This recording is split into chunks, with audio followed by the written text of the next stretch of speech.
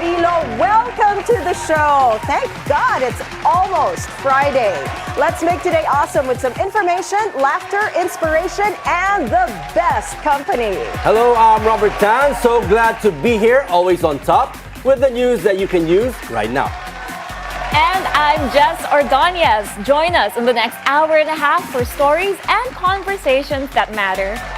This is going to be an exciting show. Yes. Because it is my first time to work with you, Robert. Yes, Not good for morning. Jess, because we have done the show before. Way back in September. I'm Yeah, so glad last to be year. back. This is the only thing that can get me up at this ungodly hour of the day. Yeah, good morning, Anne. Good morning, Jess. Yeah, actually, it's my first time to do a morning show. So it's On a breath of fresh. television? Yes, on television. Okay. I'm kind of used to doing a little bit more Public service. and news and all Okay. that. So it's a breath of fresh air for me to do something like this. Fun, positive, and Talagang breath tamang of it's a fresh beautiful air. day. Oh. Aga ko nagising kanina. I was forced to see the sunrise. So it's nice. Wala It's pa nice. mag-sunrise pag Kanina. gumising tayo At 4 a.m. But Diba, 4 a.m.? when I arrived here, Yes. araw Yes, na. medyo nagkakaaraw na. And it's really a Yes. breath of fresh air because medyo mag-iiba yung tone from the usual business show that in my you program do. Yeah. before in a month, I used to say, every gising is a blessing. Which is Oh, true. yeah. It's very true. So very it's so true. nice to wake up in the morning, see the sunrise, have a cup of coffee, And have the best conversations with people. Yeah. The best thing, walang traffic. Ayun, Walang yun. traffic kanina. That It is took me so 20 true. minutes to get here. Yeah. It usually takes me an hour. So that's the best part Yes. really of having a very early schedule. Yes. Ako naman, when you said every gising is a blessing, ako naman yung saying ko is okay na yung walang tulog kesa walang gising. Ay, of course. Kung walang gising, wala na. Ending na. So Yeah. really, waking up to a beautiful morning, to a beautiful day is always a blessing. Yes. And I'm so happy that you guys could Yes, thank you for join me having today. us, for joining. Kasi yung mga partners ko, iniwanan ako. I've been watching you guys. No? I like the rapport that all three of you have Thank in the you, morning. thank you. It's when you have three people just conversing naturally. Yes. Positiveness. Ay, yung tawanan nyo. It's nice. It's nice to The see that in the laughter morning. is infectious. Yes. Yeah. Yes. But do join us for the next hour and a half because we got an informative and an awesome show for you guys. But right now, let's go give you some news that you could use. Let's start with a traffic update. Let's check the situation on major roads at this hour. Here is the situation along EDSA Quezon Avenue flyover. On the left side of your screens, you're seeing vehicles going to Quiapo. You will be slowing down if you're headed to that area. Moderate to heavy traffic already building up on that stretch. On the opposite lane, right side, those are the vehicles headed to the Quezon Memorial Circle. No problem yet as of this hour. This time, let us take a look at EDSA White Plains. On the left side of your screens are vehicles going to Shaw Boulevard. So if you're heading southbound, you will be slowing things down as moderate to heavy traffic is already building up. Opposite lane, right side are vehicles going to Cubao. Light traffic on that stretch. Now, heads up to motorists. The expanded vehicle number coding scheme is in full swing. It is a Thursday. Vehicles with license plates ending in 7 and 8 should be off the road right about now until 10 a.m. and again later from 5 p.m. to 8 p.m. Meanwhile, a lawmaker is warning against the Philippines from joining the ASEAN Unified Visa System, similar to Europe's Schengen visa. Representative Rufus Rodriguez says this could be a security threat. The newly re-elected Cagayan de Oro congressman claims the move could allow Chinese spies posing as tourists to freely enter the country. Rodriguez also warns it could lead to an influx of scammers and criminals from China, including those involved in illegal gambling, human trafficking, and drug smuggling. The Tourism Department has expressed support for the Unified Visa Initiative, which could be discussed when the Philippines hosts the ASEAN Summit. Rodriguez is urging President Bongbong Marcos to carefully study the proposal before making any commitments.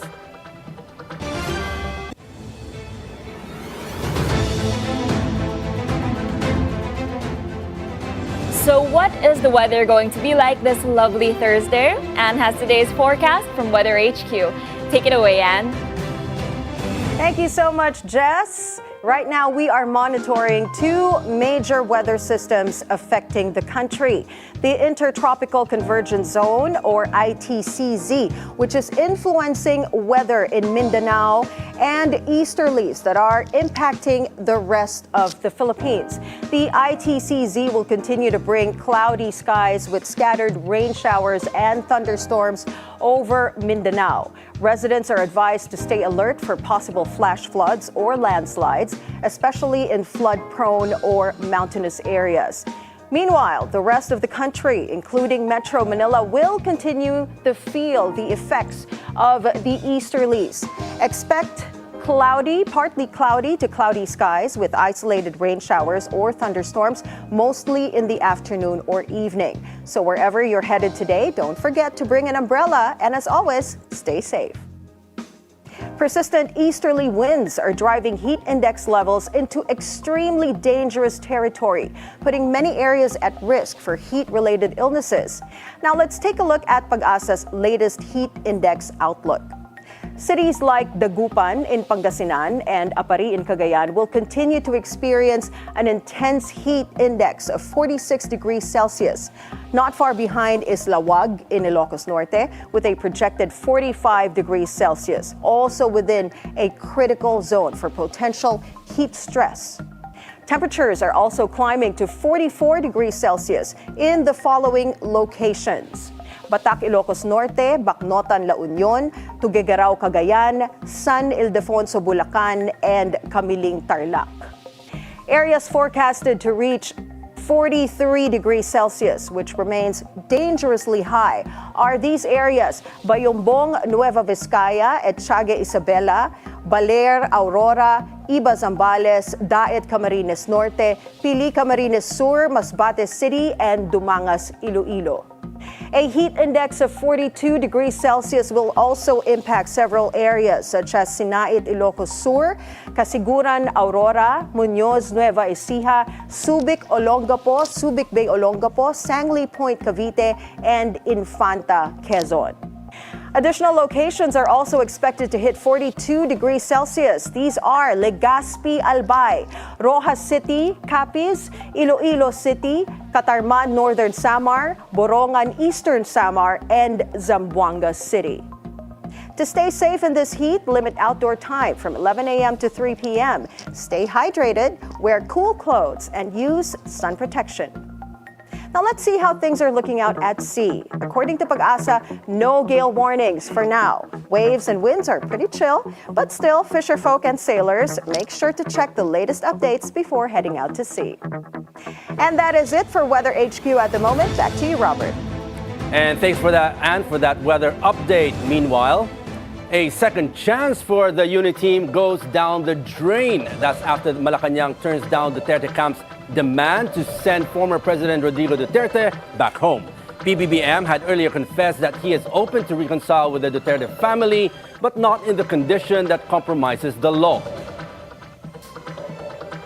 Hindi po gagawin ng Pangulo na lumabag sa batas para lamang sa isang rekonsilyasyon. Hindi po magpapahawak sa leeg at hindi po magpapadikta ang Pangulo sa mali. Hindi po tatalikuran at babaliktarin ng Pangulo ang batas para lamang pagsilibihan ang personal na interes ng iilan. So tandaan po natin, lagi pong sa batas ang Pangulo. Kaibigan o batas? Batas pa rin po ang pipiliin ng Pangulo. With the unexpected win of her allies, Senators-elect Bam Aquino and Kiko Pangilinan, Senator Risa Hontiveros says they are now focusing on consolidation for the 2028 election. Pag-isahin talaga, hamigin, i-consolidate to a greater degree than we were able to do after 2022.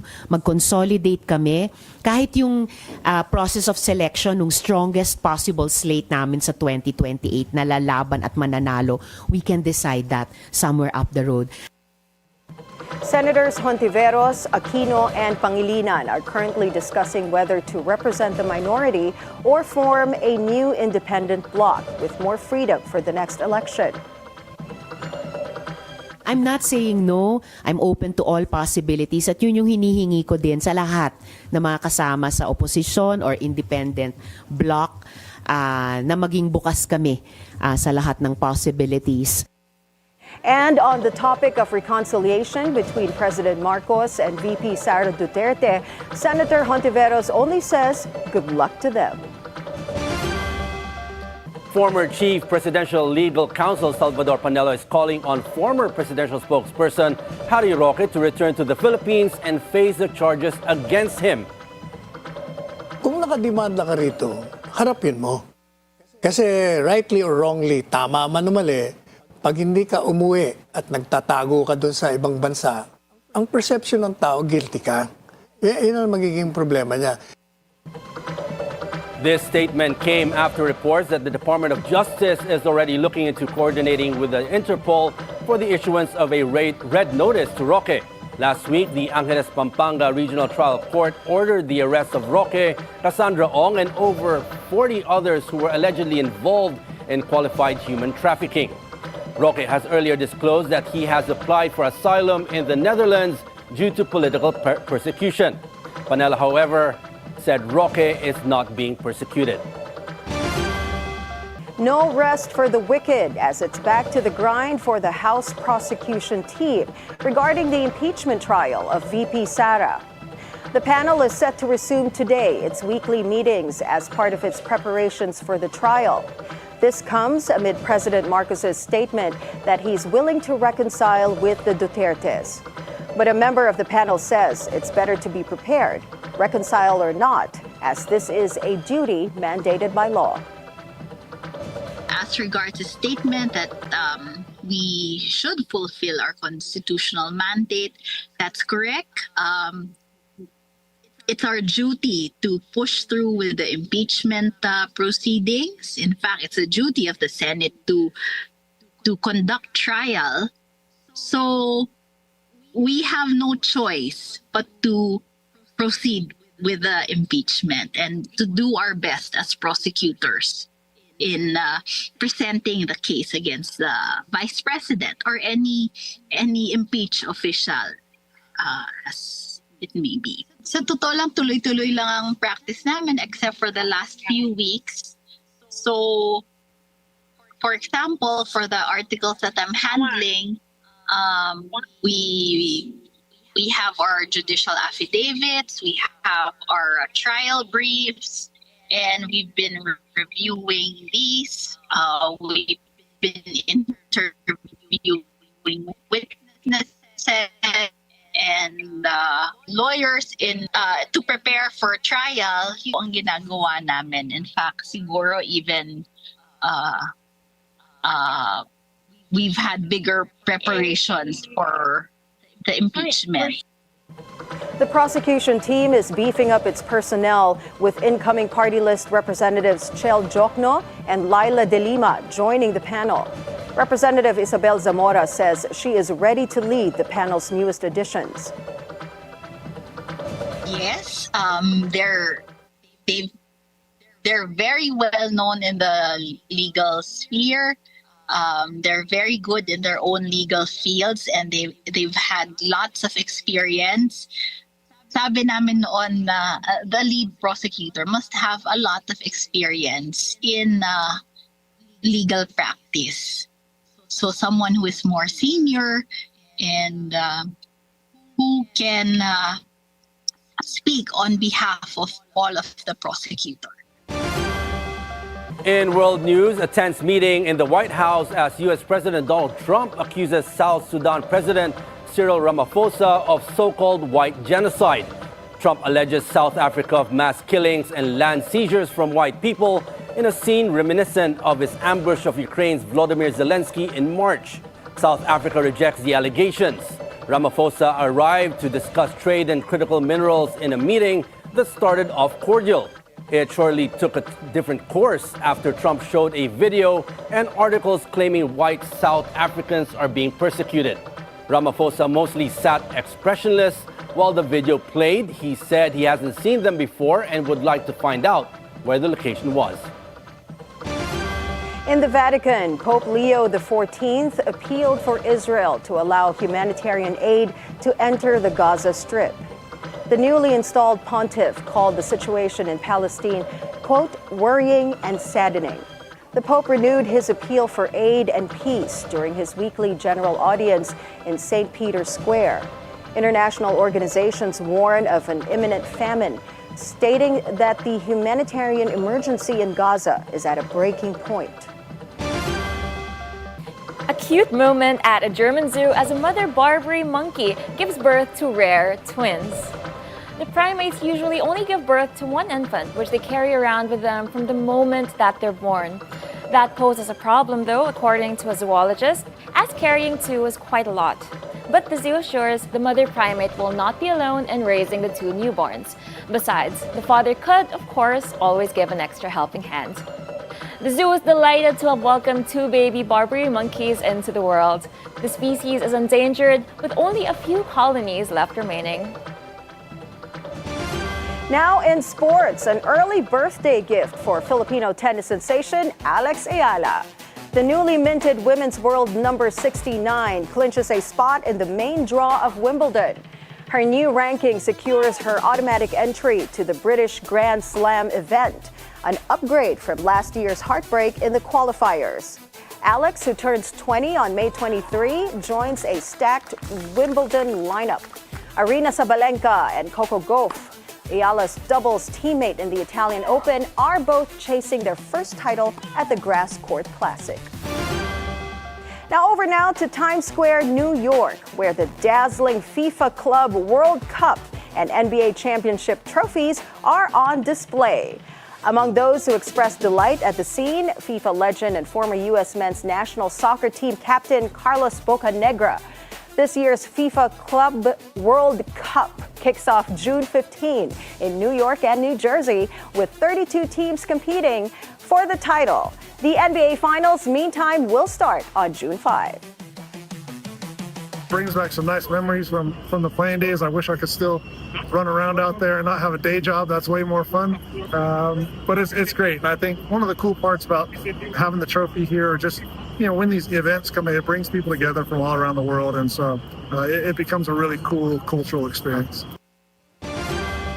Now with entertainment, President Bongbong Marcos met with the cast and crew of upcoming Hollywood rom-com The Last Resort. Among those who visited Malacanang on a courtesy call were Daisy Ridley and Alden Ehrenreich, both well known for their roles in the Star Wars franchise. The film follows a hotel executive tasked with scouting for a new resort location when they happen to meet a charismatic expatriate.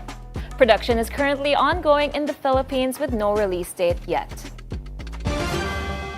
Filipinos continue to gain global recognition with another appearance at the Cannes Film Festival.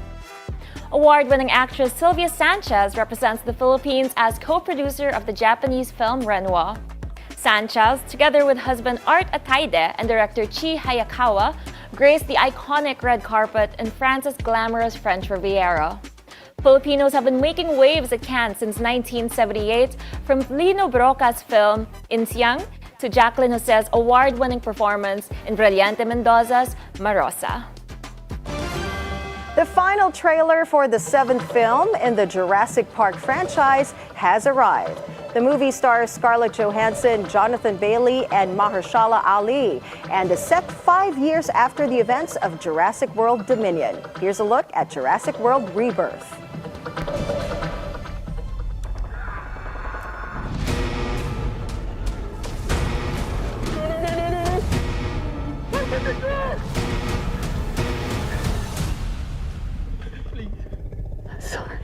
Please open the door for me. On the island we're headed to, 24 species have survived there alone.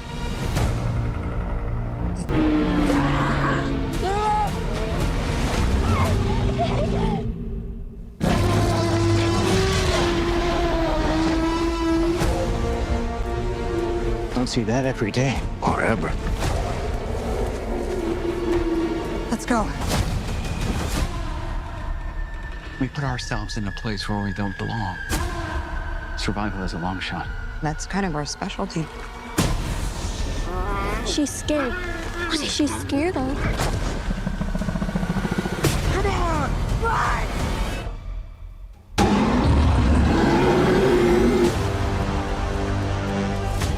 not gonna let you get hurt, okay?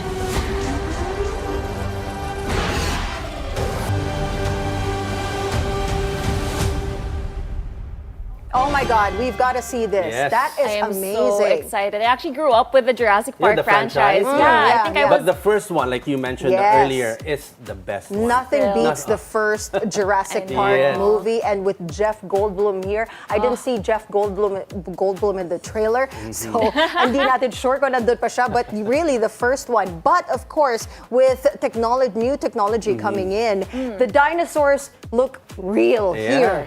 They do, CGI they is, do. yeah, It's actually such an interesting thing because a recent study came out that the way that the dinosaurs were rendered before, apparently, they're supposed to have feathers.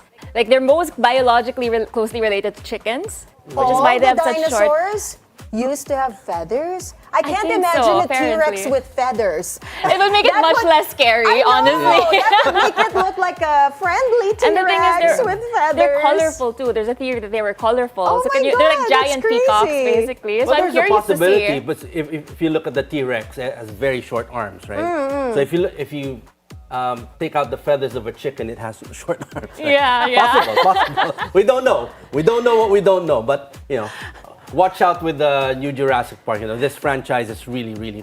I wish Yes, Jeff yes. Goldblum was still there. I know, But Scarlett I Johansson, for guys. ScarJo. Yeah, it's there. Yes. They're trying to cater to a different audience now. Yes, Trying to Look get at that. everyone It's in. amazing. Just watching the trailer, it makes you really excited for this new film. With the It's whole- action. It looks very action-packed from the get-go. So we'll see. So that's something to watch out for. Yeah. And speaking of things to watch out for, we got more coming up on the show. Yes, Robert? Yes. So former U.S. President Joe Biden's recent diagnosis puts a spotlight once again on prostate cancer. Now, what should we watch out for? The doctor is in as internal medicine specialist Edzel Magtoto joins us after the break. Don't go away. It's a beautiful day. We'll be right back.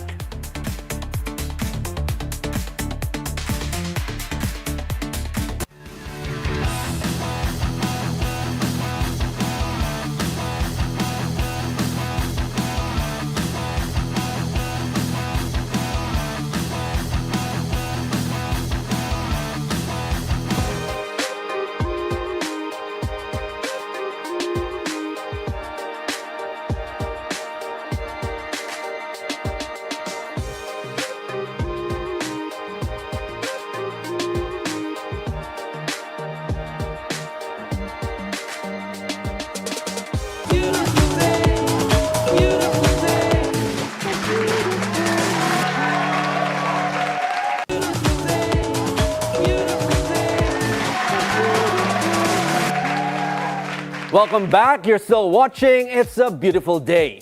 Now, prostate cancer is once again at the forefront of public conversation. This after former U.S. President Joe Biden's diagnosis with an aggressive metastasized form of the disease. Now, how can Filipino men better prepare for this condition and what signs could they watch out for? And now joining us in the studio is internal medicine specialist Dr. Edzel Magtoto. It's a beautiful day, Doc Edzel. Good morning. Good morning, everyone. It's a beautiful day. It's so nice to be here, finally live. Yes. Now, Doc, just to start it off, now what are the common and early symptoms among men with regards to prostate cancer? Okay, so first and foremost, for those who are watching, so prostate gland is actually a secondary sexual organ only found among men. And what it does is it actually gives nourishment to our semen or the seminal fluid of men. So initially, they at the younger age, the size of a prostate gland is usually of a pea size. And when men reaches at the age of 40, it actually grows.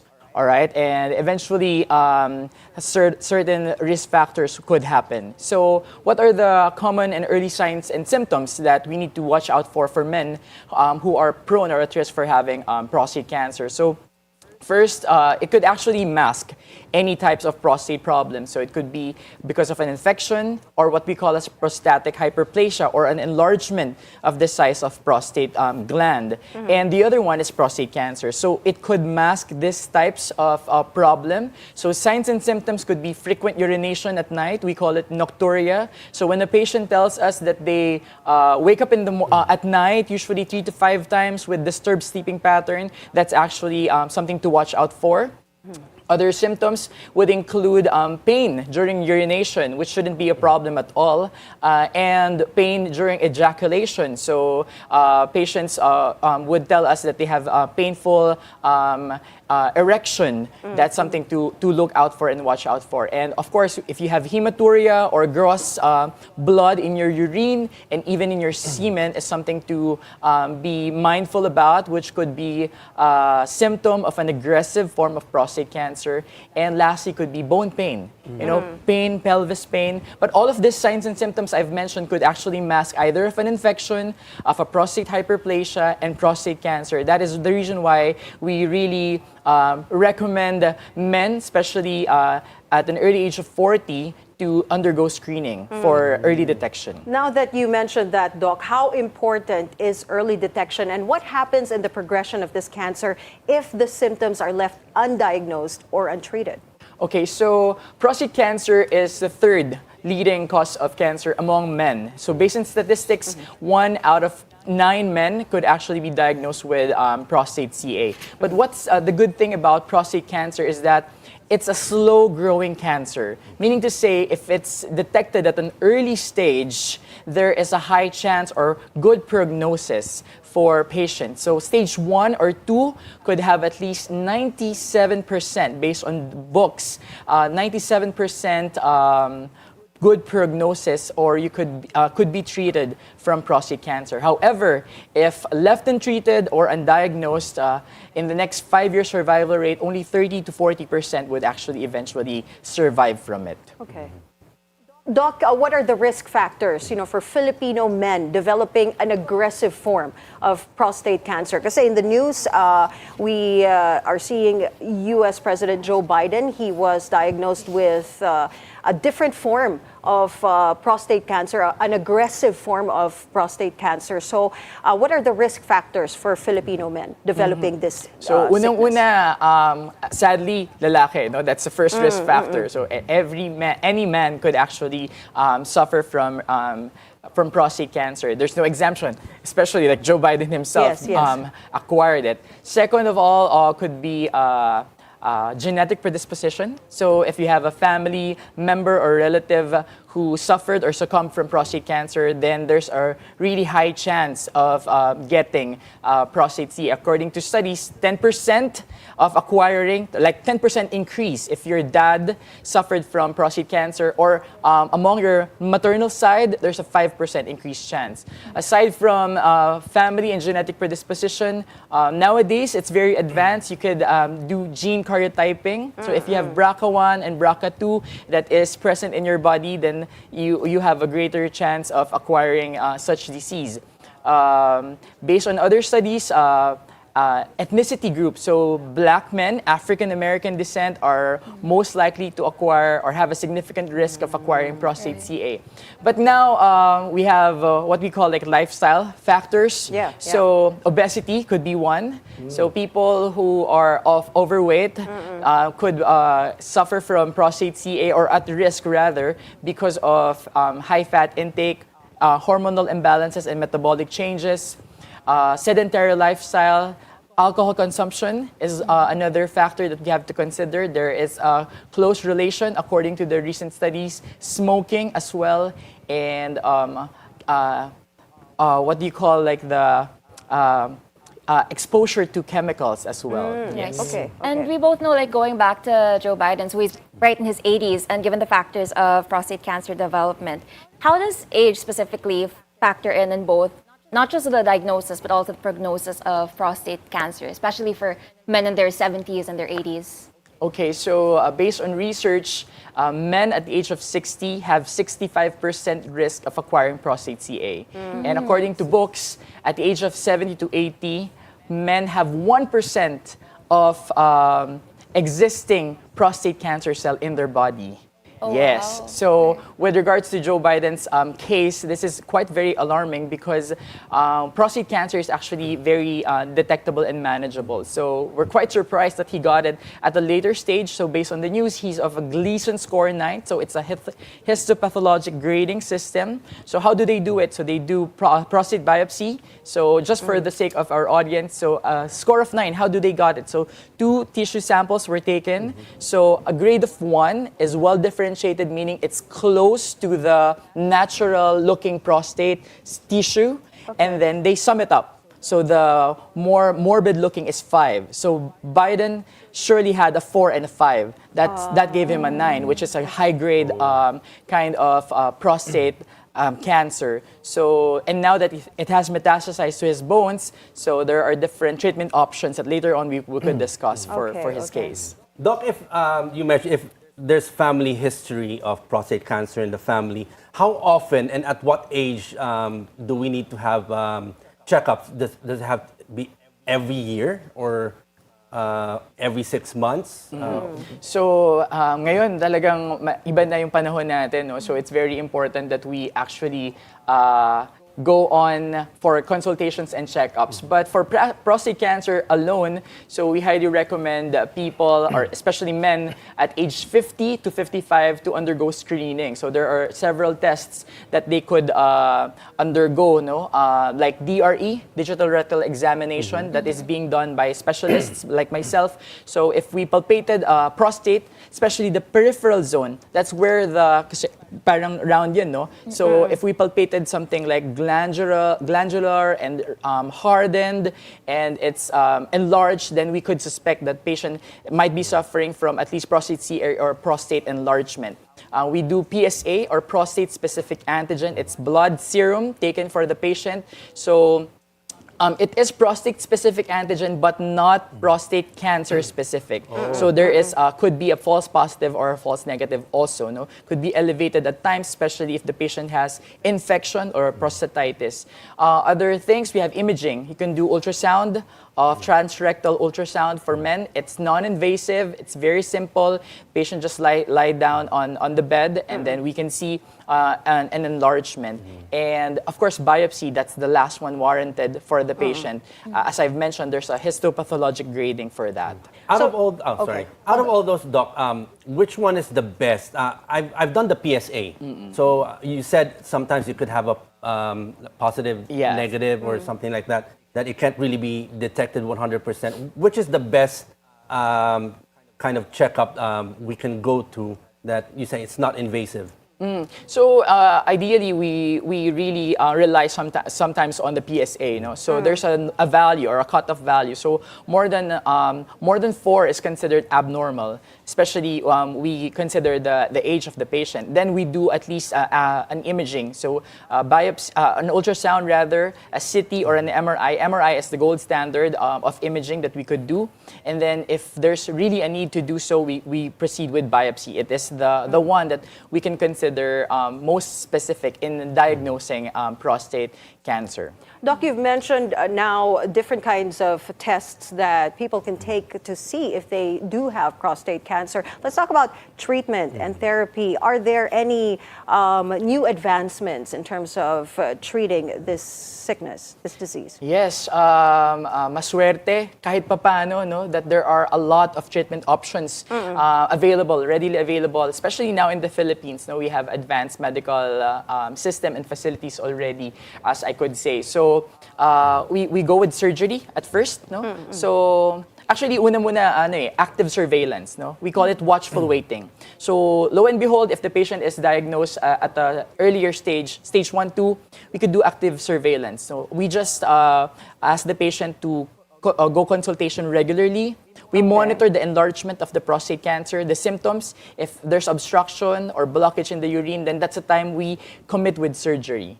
Okay? So surgery, we can do radical prostatectomy. We remove the entire prostate. para wala ng source of cancer cells. No?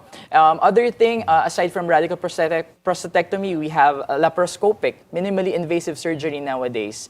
And then we also have robotic surgery, no? Robotic prostatectomy, kung saan mas fine yung pagkakagawa, no? Nowadays. Aside from surgery, we have hormonal therapies, no? And this one, according to the doctors of Joe Biden, this is what is expected of him to be receiving in the next few weeks. So hormonal therapy, so anong ginagawa nito? So we do injections, we give injections to the patients. Why? We give androgen deprivation. Kasi yung testosterone, yun yung nag-fuel eh. So imagine, if there's a production of testosterone in the body, it adds fuel. So mas lalong nabubuhay yung cancer cells. So we do the opposite to that. So we inject. Although it's quite expensive, when I did the research recently, it's 2,300 USD, so 120 per month for the patient. So aside from hormonal therapy, we have radiation. No? So we have external radiation. So they target the main mass or yung bukol. And we also have internal radiation or the brachytherapy, wherein they put a seed inside. No? It could stay in the body of the patient. That's what your dad had. And so on. But now we have immunotherapy, targeted therapy. So it's very specific. Kung ano yung cancer tissue type, yun yung tina-target niya, and they just take it orally. So there are a lot of treatment options readily available so far. Doc, just for our audience, what's the function of a prostate? Okay, so prostate, yun, gaya ng sabi ko, it's a secondary sexual organ, no? So it gives nourishment, pagkain ang binibigay niya sa similya ng lalaki. Oo. So ang wrong notion, pag tinanggal ang prostate, hindi na makakapag-ejaculate or magkakaroon na ng erectile dysfunction. The truth is hindi. No? The truth is hindi. It's the testis and the seminal vesicles that gives out the fluid itself. The prostate gives the nourishment or the food to the seminal fluid. This is such an interesting conversation. I wish we had more time. A lot of information. Yes, Yeah. But if our viewers would like to ask you more questions or maybe schedule a checkup with you, Doc, where can they reach you? Well, you can find me on my Instagram. It's dr.z. You can also find me on my Facebook page. It's Dr. Edzel Magtoto. You can find me at the Medical City in Clark and also in Green City in San Fernando, Pampanga. But I also have a clinic here in BGC located nearby St. Luke's Medical Center. There's a lot more that we want to help, but thank you for this avenue for allowing awareness, especially that Prostate Cancer Awareness Month is happening next month. Before you said next month, there's Prostate Awareness Month. Yes. A lot of events or awareness campaigns happening? Well, the Philippine Urological Association has been doing free screening tests, so hopefully you could check out their pages on Facebook para yung mga elderly men natin could go testing. Okay, thank you very much, Doc. A lot of information, learning, especially for us men. Thank you for joining us, Dr. Edzel Magtoto. Thank you. And we've got more stories for you guys after the break. Don't go away. It's a beautiful day. We'll be right back.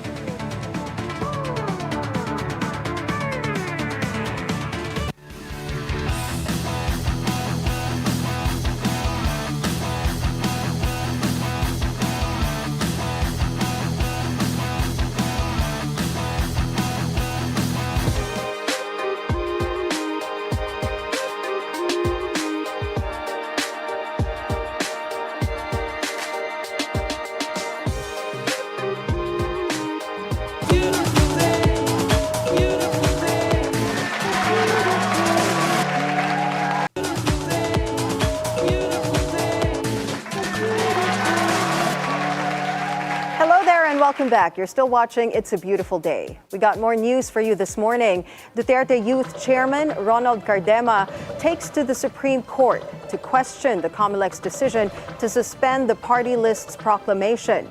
As Joash Malimban reports, the poll body insists the move is merely part of due process. Ang Duterte Youth Party List po ay ibinoto ng lampas 2 milyong Pilipino. The Duterte Youth Party List challenged the Commission on Elections Tuesday after filing a petition before the Supreme Court, questioning the decision of the National Board of Canvassers. The group's proclamation was suspended due to an unresolved disqualification case filed before the poll body 6 years ago. In a September 2019 petition by private individuals Ria Magtalas, Abigail Tan, Raina Punzalan, and Ross Angcos, 3 grounds were cited for the cancellation of Duterte Youth's registration. First, the alleged illegitimate registration of the group for failing to undergo publication and a public hearing. Second, the alleged misrepresentation of their nominees' eligibility, including then first nominee Ronald Cardema, who was accused of being overaged. Third, the group was accused of advocating violence against members of the Makabayan Bloc. The petition also claimed that former National Youth Commission chairperson Cardema used NYC funds for Duterte Youth's 2019 campaign. On May 18, a day before the second placer Duterte Youth, which was set to obtain 3 congressional seats, was to be proclaimed, the 4 petitioners filed for a suspension of the group's proclamation. The petitioners, along with youth election watchdog Kabataan Tayo ang Pag-asa or KTAP, had earlier filed a motion before COMELEC on March 25 to urge the immediate resolution of the 2019 DQ petition before the May 12 elections. Cardema promptly responded, vowing to file charges against those behind the complaint. He added that if their registration was truly questionable, they would not have been allowed to run again in 2022. Very serious pala yung kaso na yun eh. Bakit yung huling hearing natin, December 2019 pa? Nakalagay doon 1 month, mare-resolve na nun. Bakit kalahating dekada na hindi nyo na-resolve? Ganun pala ka-serious. Yun lang yung kaisa-isang sinabi kahapon. Isang paragraph. Because of very serious allegations, alleged grave offenses, i-hold muna yung Duterte Youth Party List at BH Party List.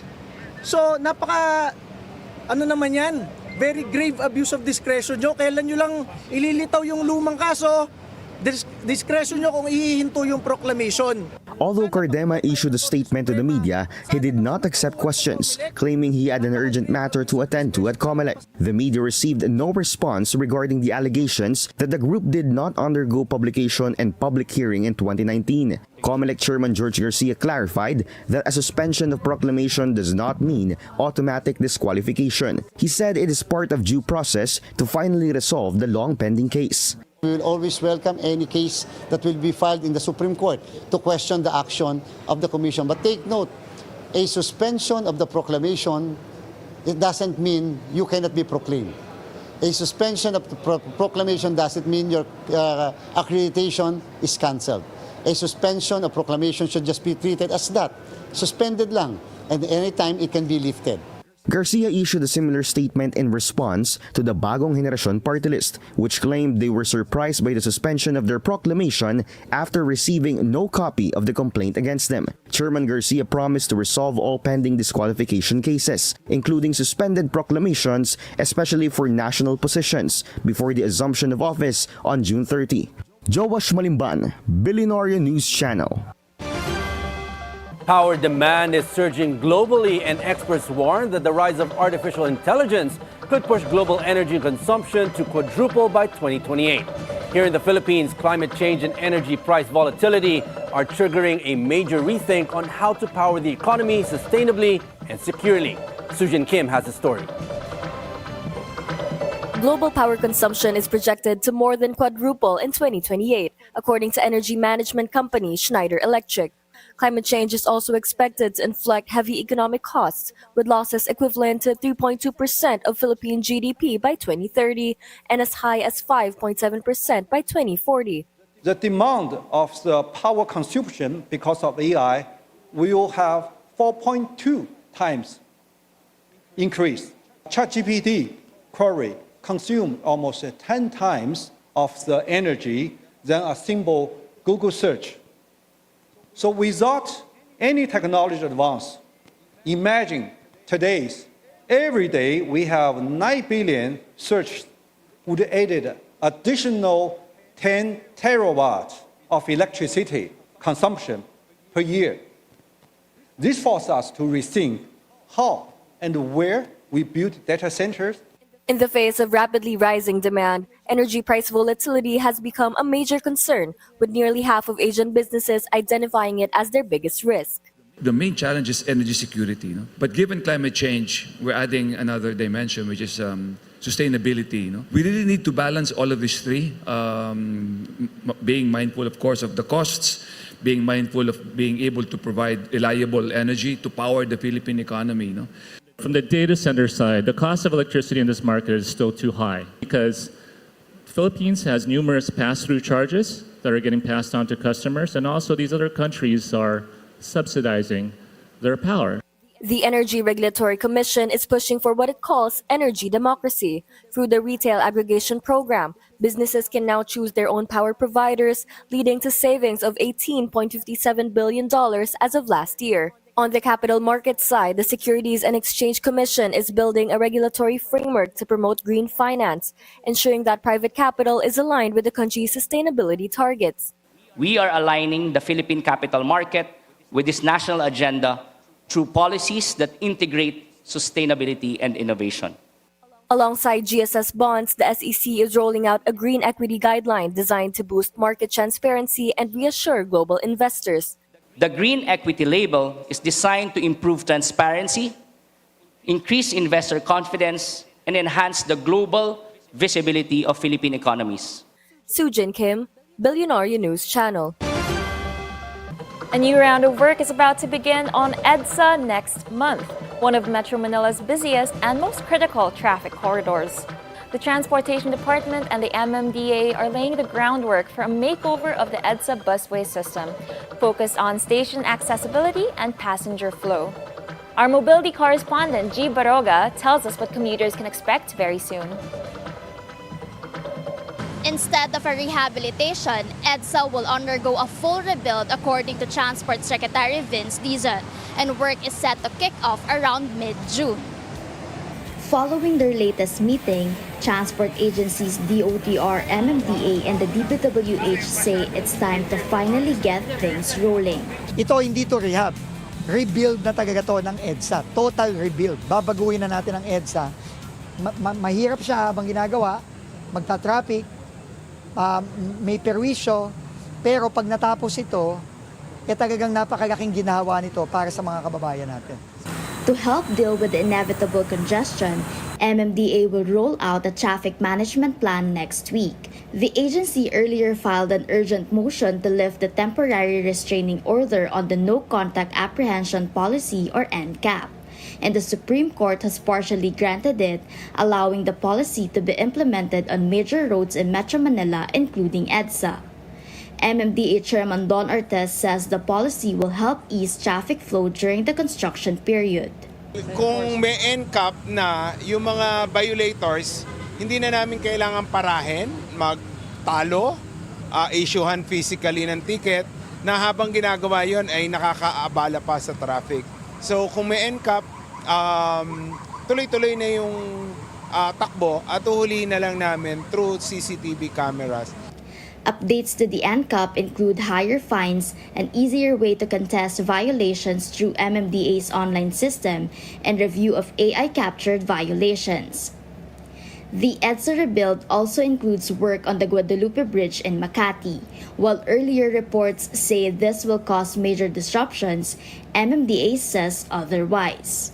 Magko-construct muna ng detour bridge na doon muna dadaan habang nire-rehab yung Guadalupe Bridge. So, minimal effect naman sa traffic. Meron pa rin pero hindi ganun kalaki kasi may replacement naman na dadaanan. The bridge is set to close in October for structural and seismic upgrades, part of a 7.8 billion project funded with help from Japan International Cooperation Agency. Meanwhile, transport officials inspected elevators at EDSA busway stations, with all 18 now working. They also checked out the wheelchair lift at Philam busway station, which, according to the MMDA, did not cost the government a single peso. Ang problema natin sa busway, hindi lahat ng mga stasyon pwede nating lagyan ng elevator. Kasi nga, kulang sa spasyo, walang area na pwedeng lagyan ng elevator. Yung wheelchair lift natin, gumagana, maayos, simple, madaling gamitin. I-install natin to sa lahat ng busway carousel stations.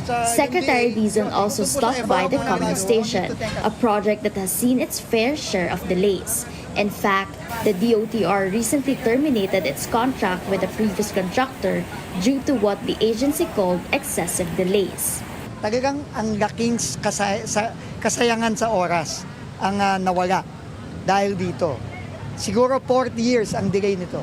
4 years. Yung 4 years na yun, sana nakikinabang na yung mga kababayan natin. Ang goal natin is sabay matatapos ang Common Station tsaka ang MRT-7 sa 2027, sa umpisa ng 2027. To speed things up, the DOTR is looking into public-private partnerships which they believe could help finally bring this project across the finish line.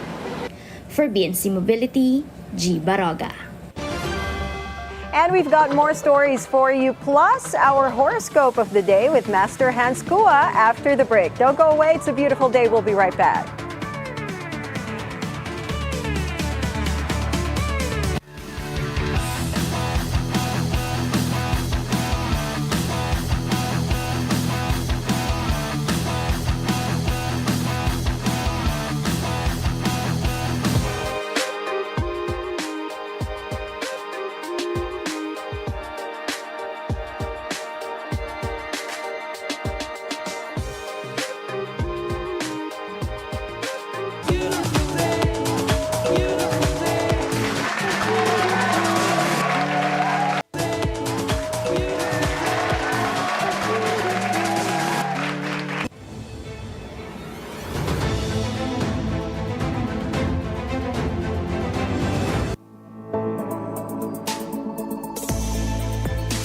Welcome back. You're still watching It's a Beautiful Day, the Weather HQ segment. Buildings were damaged and streets flooded in the French seaside town of Le-Vendoux on Tuesday after torrential rainfall hit the area. Video from the scene showed floodwaters in stairwells, cars partially submerged, and several beachfront establishments badly damaged. The mayor says an elderly woman died during the flooding, while her husband remains missing. In a separate incident, floodwaters were seen gushing through the streets in Vaudeban. A video posted online showed parked vehicles submerged in fast-moving water. A person was reported dead after they were trapped inside a vehicle during the intense rain. Strong winds and heavy rain swept through parts of Kansas and Missouri on Monday, leaving thousands without power. Video from Lindsborg, Kansas showed trees battered by winds during the intense storm. Power supplier Energy said service has been restored to over 90% of affected customers, though thousands remain without electricity. The National Weather Service is now checking for possible tornado damage in Henry County. Tornadoes strike Alabama and Tennessee, causing damage but no injuries. A massive tornado hit Athens, Alabama on Tuesday. The National Weather Service issued a severe thunderstorm warning and later confirmed a tornado. Authorities advised residents to seek shelter, particularly in safe rooms. No injuries or fatalities have been reported. In West Tennessee, a tornado tore through Jackson, sending debris flying and ripping a roof off a factory. Local media reported the facility was evacuated. The Tennessee National Weather Service confirmed the tornado struck at 3:29 p.m., but no injuries were reported. Heavy rains in southeastern Australia caused flash flooding on Wednesday, cutting off towns and stranding residents on roofs.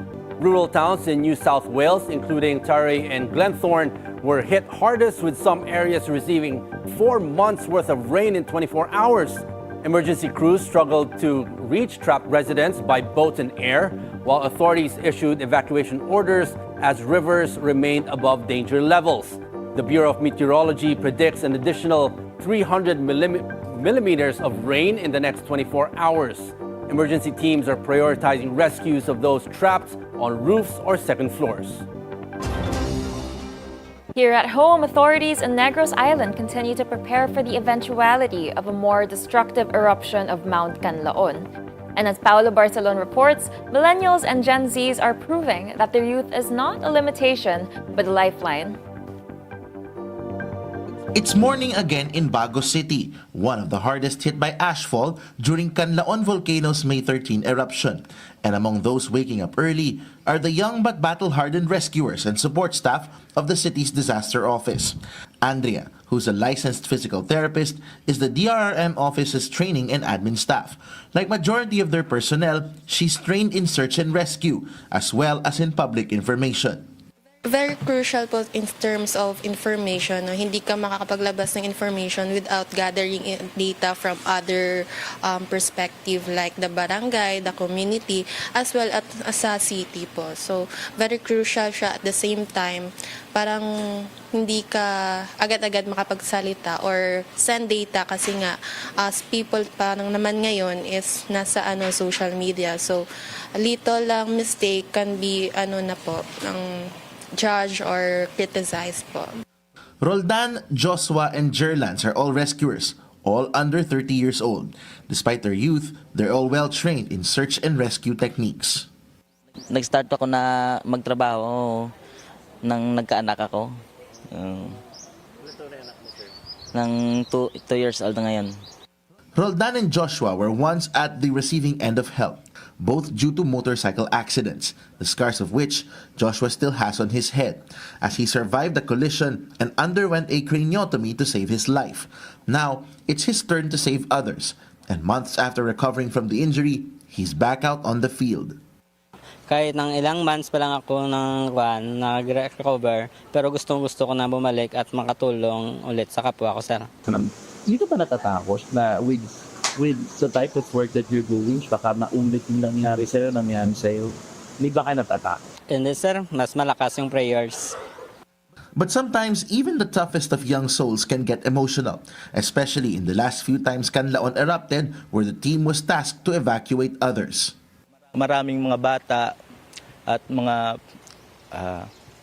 matatanda, sir, na parang hindi na kayang makalikas yung habang inaalalayan mo na makapunta ng evacuation center. Masakit, sir, sa damdamin kasi yung eagerness mo na tumulong, sir, is grabe, sir. Bago City's Disaster Risk Reduction Management Office has 125 personnel. Majority of them, Gen Zs and Millennials. The Office of Civil Defense says this is crucial as Gen Zs and Millennial rescuers are adept with technology and can respond faster, traits that are vital in disaster response, especially in volcanic eruptions. Whenever they're off duty, they become just like any other Gen Z or Millennial, enjoying life, sometimes playing games. Despite this, they come back to the core of why they are in disaster response, which is to save lives, dedicating their youth and their energy to serve the people. In Negros Island, Paulo Barcelon, Bilyonaryo News Channel. And this just in, President Bongbong Marcos has called for the courtesy resignation of all cabinet secretaries. The president says this is to recalibrate his administration following the results of the elections. Stay tuned to the Bilyonaryo News Channel for updates on this developing story. Now, is today going to be your lucky day or not? Let's go find out from Feng Shui Master Hans Kua in our horoscope of the day. Take it away, Master Hans. Good morning! It's a beautiful day with me, Master Hans Kua. Ito po ang horoscope for today, Thursday, May 22.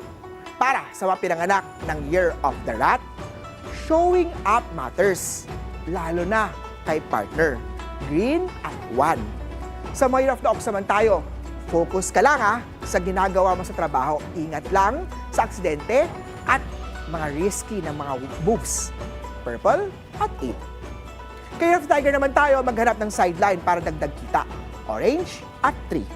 Sa Year of the Rabbit naman, think long-term. Pag-aralan ang career goals. Blue at 9.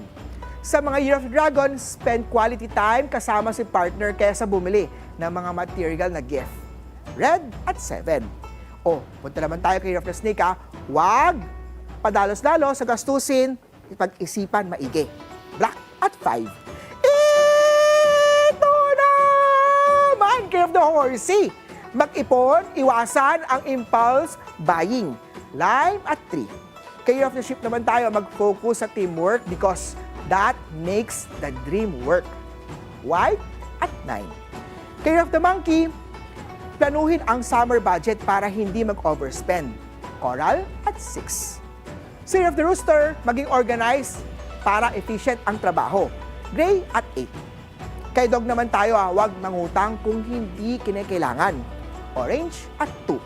Sa Year of the Pig naman, matuto magpatawad. Forgiveness is good for your heart. Copper at 7. Ako po, si Master Hans Kua. Paalala lang ito po'y patnubay lamang. Ang tunay na swerte ay nagsisimula sa pagiging totoo. Abangan araw-araw ang Horoscope of the Day. Dito lang po sa It's a Beautiful Day! Thank you so much, Master Hans Kua. So, ang horoscope ko today, teamwork makes the dream work. So, Yes. Monique and Paolo, teamwork makes the dream work. Yeah. Walang iwanan! Walang iwanan! Wala. Ako nakafocus ako ngayon. Oo, focus ka raw sa trabaho, Robert. Focus. Nakafocus tayo. Okay, focus. Ako, maghanap daw ako ng sideline. So, direct. Baka naman. Hindi ba ito sideline? Ito here. Thank you. So, binigay na agad ni Master Ayun. Hans. Thank you, yung Master order. Hans. It suddenly came true. Di ba? I Yes, You're already oo. soon. Yeah. God. Yan talaga. Nakakatawa talaga. You know, it's always fun to see. It's so vibrant, so bubbly, you know. Yes. Tamang-tama talaga kasi it's a beautiful day. Talagang Ayan, no? siya yung resident energizer namin si Master Hans. Favorite na favorite. Hindi ba na nga lang niya yung extra niya eh. Yun yung favorite part ko, di ba, Ate Eileen? Like, it's a beautiful day with me, Master Hans Kua. Yan. Yung sinasabayan ko siya palagi. And siguro napanood ni Master Hans ginagaya ko ni Anne, ibahin nga Ibahin ko natin. Pero sa lahat, no, those who are watching and listening, even if it's positive or negative, it serves as a guide. Yes, It's a it guide. does, You it can does. always, make it different na naman if you want. And yun naman ang Say, sinabi ni Master yeah. Hans towards the end, diba? Yes. Patnubay lamang. Yes, So it's really just a guide. Now, from good fortune to love up ahead, have you ever had a lover lay it on thick only for their affection to disappear into thin air? You may have been love bombed. We were talking about that yesterday. Find out more about this manipulation tactic after the break in today's Love Hacks with dating coach V. It's a beautiful day. We'll be right back. Don't go away.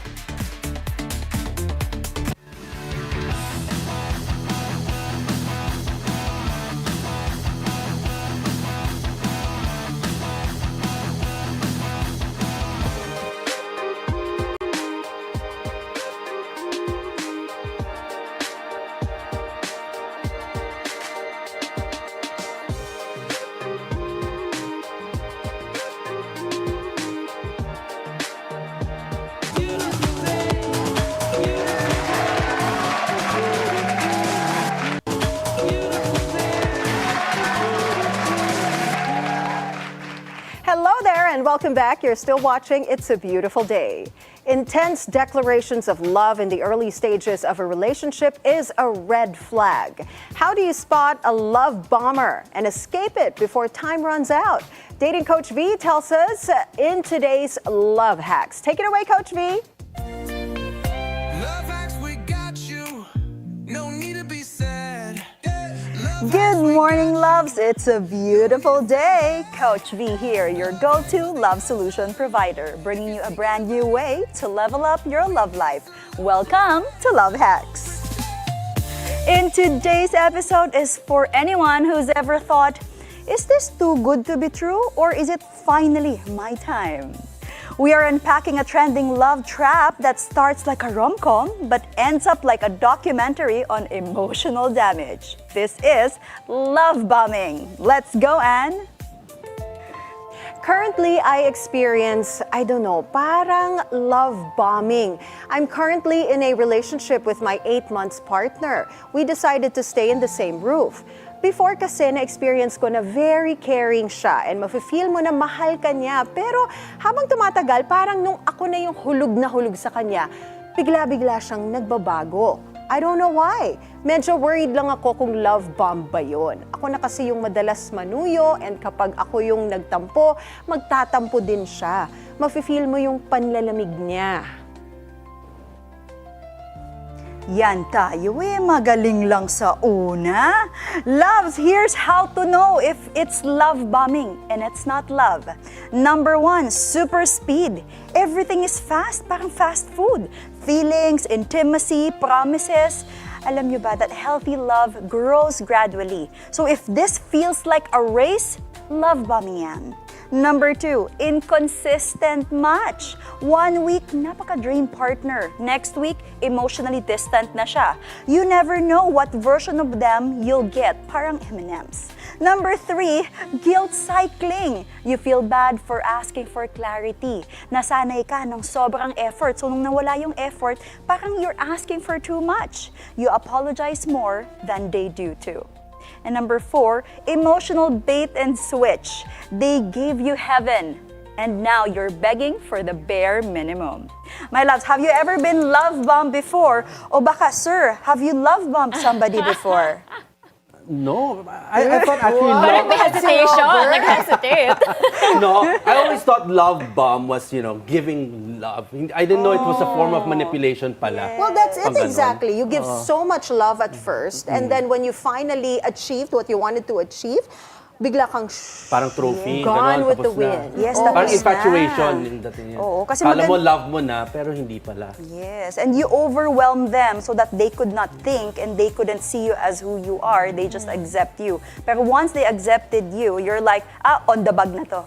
So no more effort. Pero minsan, speed. Like, if I look back, my parents, 3 months, after 3 months, they got married. And they're still married. Together. So, I don't know, is it, I guess, iba yung time nila, no? It's a generation thing. It's a generation thing. True love talaga True yan. love. No, Oo. hindi siya love Love at bomb. first sight. Oo. Correct, correct. That's what I thought love bombing was. You shower your date, or whether with, Parang everything. yung kanta, shower me with your Yes. love. Actually, maganda yun, sir, kapag you shower them at the beginning, all throughout the lifetime. Oh, Yes. right? So, Expectations versus reality ba? correct. So let me share with you a short story about one of the clients that I've coached before. She was love bombed by a man who cooked for her, sent flowers, planned the future, everything. Galing, dream man at the beginning. By month 3, they were living together na. By month 5, he stopped initiating anything. Kahit date, wala na. Kasi nga, on the bag na. When she voiced her needs, he called her, too sensitive mo naman. When she withdrew, he love-bombed again. Todo ligaw na naman. But that was just temporarily. It was just a cycle and not a commitment. And that wasn't a partnership. It was just a pattern. Now, my love, if this feels too familiar for you, here are some steps on how to break the spell. Number 1, name it muna. Know what love bomb is. Call it what it is. You're not overreacting. You're recognizing a manipulation technique. Number 2, slow it down. Healthy love doesn't demand rush. It respects rhythm. Take space and take inventory. And step 3, watch what happens when you set your boundaries. If their affection drops the moment you ask for clarity, you weren't being loved. You were being groomed. And step 4, choose consistency over chemistry. Chemistry is fun, but consistency is safe, and safety is sexy. Now, my loves, do you have you heard of somebody who fell so hard for somebody and then nung nasanay sila sa effort, nung nawala, sila na yung naghabol? Tanungin natin si Jess. Have you ever experienced love bombing or ikaw yung nag-love bomb? Well, I'm lucky enough to never have experienced love bombing, but I do have a good number of friends who've experienced it. And I hope they are watching this today. Friends, hello. Binuko mo I hope naman. you're watching the show. Di ko na kayo ilalaglag, don't worry. But I see you. Matuto na I kayo. see you. So now they know the meaning of love bomb. So we Yes, realize yes. nila na, oh my God, that is what Yan yung I'm ginawa doing sa to my akin. partner, or that's what I have experienced. And I right? really like the first step na name it because in my opinion, if you can name something that's being done to you, then you can solve it because you know what the root is, you know what to do about it. Yeah. And I really like the advice actually, yung slow it down kasi ako, di ako nang-love bomb and I've never been love bomb, but I think everyone can take that advice. Like true love is something that, you want it to grow and do it. You want to do it right. You don't want to rush through it. Absolutely. Name it so you can call it out. Thank you sa Gen Z for coining these terms. Well, love, real love doesn't burn you out. It doesn't need speed through the process just to vanish once you're hooked. Sakit nun kung saan pa na in love sa'yo, dun ka pa nagtanggal ng effort. If it feels like a fairy tale at the start but a mind game by month 4, that's not love, that's someone playing with your nervous system. That's it for today, loves. This is Coach V, your daily dose of sass, science, and clarity. DM me your love dilemmas at Dating Coach V, and let's not just talk about love, let's solve it. See you again next week here on It's a Beautiful Day. Love you. Oh my goodness, Coach V, we were talking about this yesterday, right? Guilty ako. Meron ako talagang ni-love bomb. Talk to us about it. What happened very briefly? Okay, spill. Umamin na siya for the first time. Yeah, and I didn't know it was called that. Diba? I mean, sino ba nag-invento nito mga terms na to? Binigyan ng definition. Oh my Gen Z, goodness. yeah. But yeah, Millennials. sakit ko yun when I was younger. I didn't know better, you know. What did you do? Kasi ako, when I like someone, I really do everything to get their attention. And once I have their attention, ayoko na. There you go. Okay. That is Love Bombing 101. Pero nung time ko, wala pa siyang definition. Correct. Hindi pa It defined yung happens mga in all ganong... generations. Yeah. Totoo. Wala pa nun yung mga ghosting. Oh, wala pa. Yeah, wala pa. Siguro right? na-gaslight yung Or nilove bomb gaslighting, mo. ayan. Oo. Sabi niya, bakit gustong-gusto ako ni Anne before, tapos nung naging kami na, nawala na siya ng gana, yun pala, nang love bomb ka lang talaga. I wonder if didn't he's know it was watching the called show that. today. But I don't know, hindi ko rin siya ma-explain. Parang it's a feeling that, you don't want to be like that because parang I know naman na parang it's not good. Baka You're naman in the hurting beginning, people. meron talaga. But after a while, when you get to know the person, baka hindi magtugma yung personality nyo. Pwede. Yeah. Baka akala nyo, boring pala. Or maybe, the excitement of the chase. The chase. Yeah, the excitement of the chase Yan, is yung there. trophy So na yan. Nako. This is why we take it slow. This is why we take It it slow, doesn't happen. guys. Guys don't do it only, the women do it also pala. Yes, interesting, di ba? Interesting, Confession. no? So thank you so It much, goes Anne, both for ways. sharing this. Yeah. And sometimes it doesn't mean that it's just that human nature, no? Once we got it, we're like, good. Now on to the next hunt. Yes, parang yes, ganun yes. di ba? Parang you're really after the thrill of the chase, and then once you've achieved nga or claimed your prize, You're good. Parang African wild yan. Naging safari. Parang akong lioness. Yes. Diba? Like, there's my prey. There you go. Once I've claimed my prize, Bye-bye. on to the next. Nakatawa na yung praying mantis, di ba? Once they get the female They eats the kill. male. Naku, they kill. They Naku. can eat. May pag-usapan natin yan next week. Oo, mga praying mantis, mga lioness. Akala nyo ba, women lang ang laging victim? Naku, nang victim din ang women. On the prowl pala. No? Yes, all right. Well, thank you so much for sharing. Thank you so much, Coach V. Another interesting topic. Bukas, ano kayang pag-uusapan natin? Malalaman natin yan sa conversations natin in the makeup Later. room. Yes. But if you have any messages or letters that you want to send Coach V, go ahead and just send it to her because she reads all of the messages. Even at 3 a.m., she replies. And that is it for us this Thursday, May 22nd. I'm Anne Asis-Carilo. Make the rest of your day unforgettable by choosing joy, spreading kindness and love, but not love bombs, and packing your own sunshine. And on behalf of Paulo Del Rosario, I'm Robert Tan. Thank you for joining us. And I'm Jess on behalf of Monique Tuzon. Join us again tomorrow at 7 a.m. to 8:30 a.m. only here on It's a beautiful day!